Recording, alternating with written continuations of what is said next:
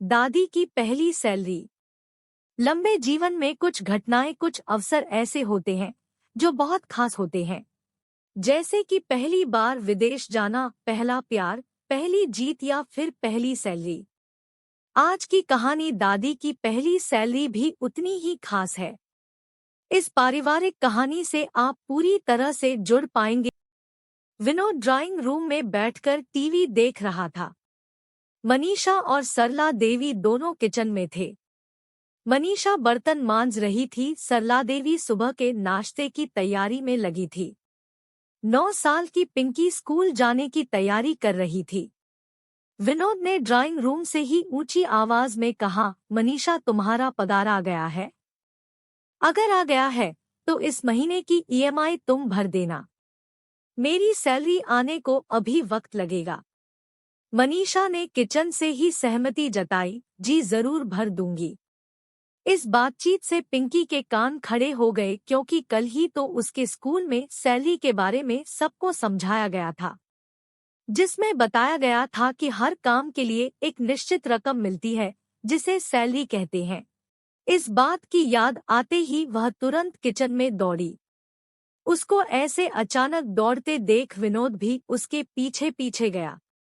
पिंकी ने अपनी दादी के पास जाकर उनसे पूछा, दादी आपको सैलरी नहीं मिलती है क्या? विनोद और मनीषा एक दूसरे की तरफ देखकर मंद मंद मुस्काए।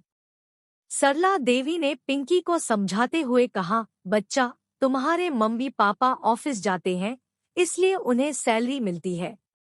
मैं तो घर पर ही रहती हूँ ना, इसलिए मुझे सैलरी नहीं मिलती। पिंकी को यह बात कुछ समझ नहीं आई तो वह बोली, दादी आप भी तो कितना सारा काम करती है।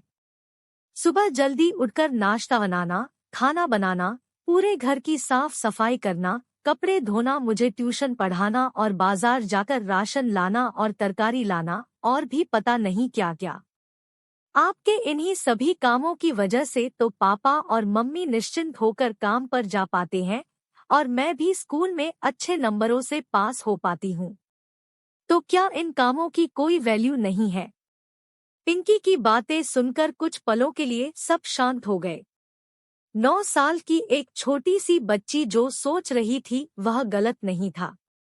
विनोद और मनीषा के पास इसका कोई जवाब नहीं था, मगर सरला देवी के पास था। वह बोली, किसने कहा मुझे सैलरी नहीं मिलती? मुझे पैसों के रूप में, कागजों के रूप में सैलरी नहीं मिलती, लेकिन मुझे जिस रूप में सैलरी मिलती है उसकी कीमत कोई आंक ही नहीं सकता। मैं घर की जिम्मेदारी संभालती हूँ तो मुझे तुम्हारी मम्मी एक दोस्त के रूप में मदद करती है। तुम्हारी मम्मी की दोस्ती मेरे लिए वह सैलरी है। मुझे पैसों की जरूरत होती है और मैं तुम्हारे पापा को बोलती हूँ तो बिना यह जाने कि मैं उनका क्या करूँगी वह मुझे झट से पैसे निकाल कर दे देते हैं। तुम्हारे पापा का यह विश्वास मेरी सैलरी है। और तुम जो मुझे इतना प्यार करती हो, मेरे बारे में इतना सोचती हो, वह तो मेरा बोनस है। अब बताओ, क्या मुझे किसी से कम सैलरी मिलती है? दादी की बातें सुन पिंकी खुश होकर दादी के गले से लगते हुए बोली, अरे वाह दादी, आप तो बहुत अमीर है। सबके चेहरों पर बड़ी मुस्कान आ गई। मनीषा सरला देवी के पास आई, उनका हाथ पकड़कर बोली, मम्मी जी, हमने कभी इस बारे में सोचा ही नहीं, लेकिन आपको कभी इस बारे में विचार नहीं आया कि आपको भी सैलरी मिलनी चाहिए? कभी कभार, वह भी जब तुम लोगों को कुछ खरीद कर देना होता है, तब थोड़ा सा बुरा लगता है, सरला देवी ने हिचकिचाते हुए कहा। पिंकी बीच में ही बोल पड़ी, तभी तो मैं आपसे कह रही थी दादी, आप ट्यूशन शुरू कर दीजिए। विनोद और मनीषा सरला देवी की तरफ देखने लगे।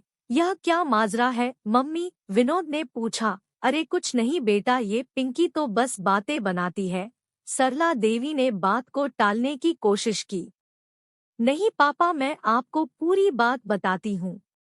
मेरी फ्रेंड रिंकू है ना, उसकी मम्मी एक बार मुझसे पूछ रही थी कि तुम हमेशा क्लास में अव्वल आती हो, हर विषय में अच्छे मार्क्स आते हैं, तुम कौन सी ट्यूशन क्लास से ट्यूशन लेती हो?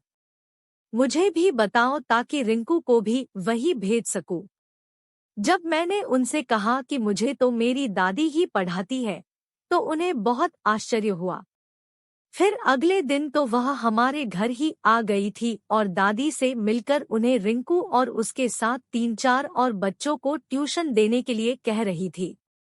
लेकिन दादी ने मना कर दिया। दादी हाँ भी कैसे करती, उनके पास दिन भर इतना सारा काम जो रहता है। पिंकी ने सारी बात खुलकर कही। विनोद बोला, अरे माँ, आपको ट्यूशन पढ़ाना चाहिए। यह बात तो पक्की है कि आप पढ़ाती बहुत अच्छा है। देखिए, मुझे भी तो आपने ही पढ़ाया था, उसी की बदौलत मैं इतनी अच्छी नौकरी पर हूँ आज। और रही बात घर के कामों की, तो हम उसके लिए एक कामवाली रख देंगे, आप अपना वक्त ट्यूशन पढ़ाने के लिए दीजिए। सरला देवी ने थोड़ी आनाकानी की, लेकिन बेटा, बहू और पोती ने मिलकर उन्हें आखिरकार ट्यूशन चलाने के लिए मना ही लिया। 1 महीना बीत गया। सरला देवी ने उनके बहू, बेटे और पोती को एक अच्छे रेस्टोरेंट में अपने पैसों से खाना खिलाया। उस दिन सरला देवी की आंखों में रिश्तों की कमाई के साथ अपनी पहली कमाई की खुशी और संतोष चमक रहा था। दोस्तों, माना कि जीवन में पैसा ही सब कुछ नहीं होता, लेकिन थोड़ा सा पैसा जो अपनों के लिए खर्च किया जाए और उससे जो खुशी मिलती है, उसकी बात ही कुछ और होती है।